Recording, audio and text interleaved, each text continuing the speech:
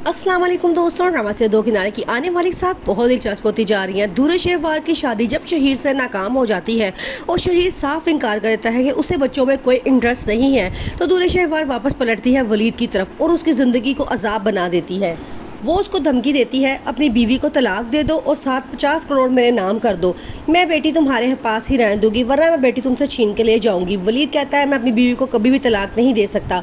तो वो कोर्ट में मुकदमा करती है और मुकदमा जीत जाती है और बेटी वलीद से छीन कर ले जाती है। आयमा नाराज होकर अपने भाई के घर आ जाती है, तो तैमूर जब उसे मनाने आता है तो साथ दुर्र शहवार को भी ले आता है। आयमा को ये बात बिल्कुल ही पसंद नहीं आती कि जिसकी वजह से मैं नाराज़ होकर गई हूँ तुम उसको ही साथ ले आए हो। लेकिन वो क्या कहती है मैं कुछ दिन और रहना चाहती हूँ, ये कह के वो दुर्र शहवार और सबको वापस भेज देती है। अब दुर्र शहवार घर जाके इस बात का बहुत इशू बनाती है कि उसने आप लोगों को कोई इज्जत नहीं दी, आप लोग उसको लेने गए हो और वो आपके साथ आई नहीं है।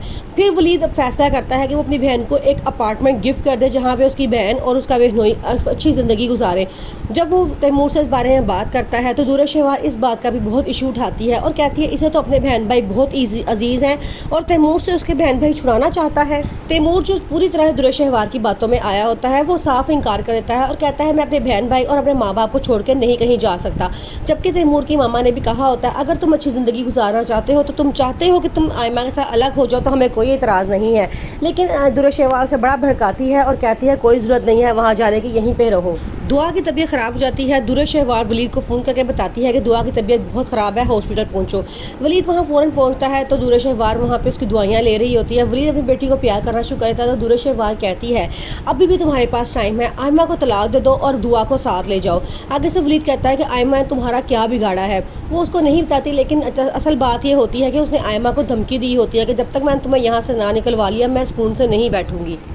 और कहता है कि तुमने वलीद से शादी अपार्टमेंट की शर्त पे की थी। आगे से बड़ा शर्मिंदा होती है दुर्र शहवार और कहती है नहीं ऐसी कोई बात नहीं है, जब मुझे पता चला था कि उसको बीमारी है तो मैं रुखसती से इनकार कर दिया था।